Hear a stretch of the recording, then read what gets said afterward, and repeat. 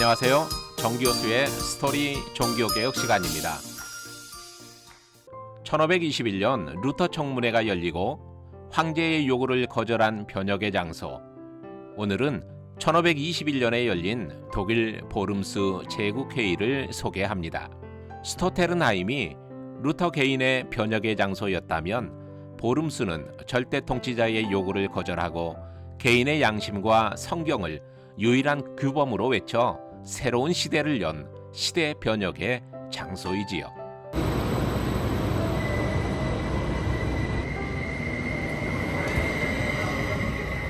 이곳은 보름스입니다. 현재 인구는 약 8만 3천 명 정도가 살고 있지요. 16세기 초 보름스 인구는 약 7천 명에 불과했습니다. 그 가운데 500여 명은 성직자요, 유대인도 250여 명이나 살고 있었지요.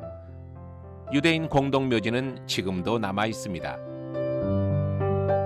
1521년 제국회의, 특히 루터를 신문한다는 시대사적인 일로 인해서 1만 4천여 명이 이곳 보름스로 몰려들었지요. 그로 인해서 유럽에서 비텐베르크만큼이나 주목받는 도시가 되었습니다.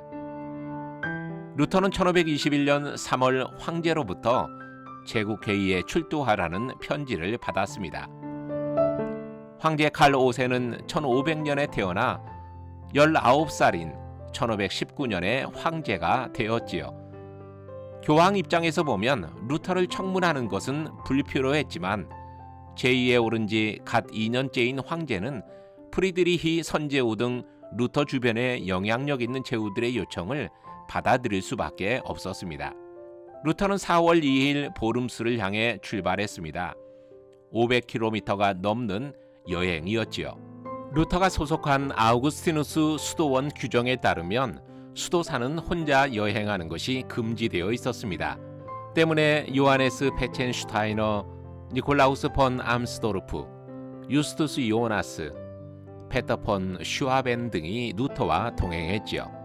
이들은 나음부르크, 바이마르, 에르프르트, 고타, 아이제나흐, 프랑크푸르트 am 마인, 그리고 오펜하임을 거쳐 4월 16일 오전 10시경 이곳 보름스에 도착했습니다. 그리고 시내에 있는 요한 기사단 숙소에서 묵었지요. 지금도 표지판을 세워 당시 루터가 묵었던 장소임을 알려주고 있습니다. 첫 신문은 4월 17일에 있었습니다. 신문은 요한 폰 데어 에켄이 했지요. 그는 트리어에서 루터저서 소각을 주도했던 인물입니다. 그는 책의 저자가 루터인지를 우선 물었습니다. 루터는 자신이 저자라고 답변했지요. 그 다음 질문은 책 속의 주장을 철회하라고 요구했습니다.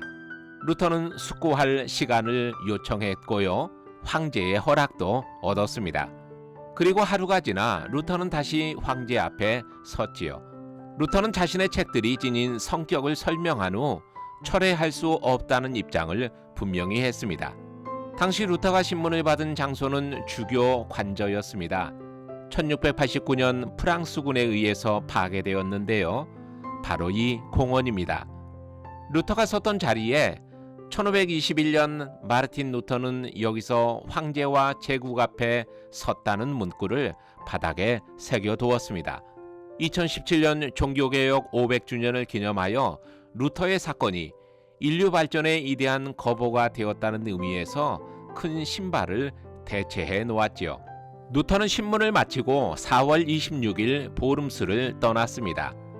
오펜하임, 프랑크푸르트 am 마인, 프리트베어크, 그리고 헤어스펠트를 거쳐 바르트부르크로 은밀하게 이송되었지요.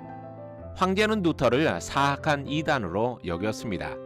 우리는 마르틴과 그 추종자들에게 파문을 선고하며 그 세력을 근절하기 위해서라면 가능한 모든 방법들을 사용할 것이다 라고 했죠. 그 내용이 담긴 보름스 칙령은 5월 25일 발행되었지만 칙령의 유효성을 위해 5월 8일자로 소급 적용했습니다. 루터는 제국 추방이 명해졌지요.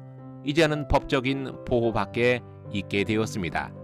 따라서 그를 돕거나 은닉 혹은 그의 책의 유통과 방조도 모두 제국법에 저촉되었지요. 루터가 황제 앞에서 보여준 당당한 모습과 남긴 말은 영화의 소재가 되기에 충분했습니다.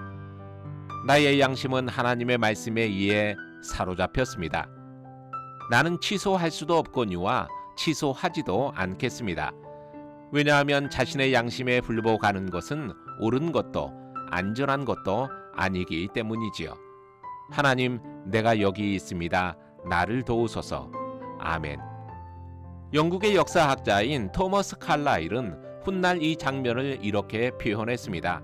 루터가 보름스 제국회의에서 자신의 견해를 철회했다면 1789년 프랑스 혁명도 미국이라는 나라도 생겨나지 않았을 것이다. 이 말의 의미는 황제 앞에서 자신의 신념을 굽히지 않았던 루터가 없었더라면 대격변의 원천이 자궁 속에서 소멸했을 것이기에 프랑스 혁명도 미국의 건국도 원인 무효라는 뜻이지요. 마르틴 루터 그를 보내주신 데 대해서 작금의 수백 년 그리고 앞으로 올 수백 년은 하늘의 감사를 표하지 않을 수 없을 것이다 라고 하는 토마스 칼라일의 말보다 더 멋진 맺은 말은 없습니다.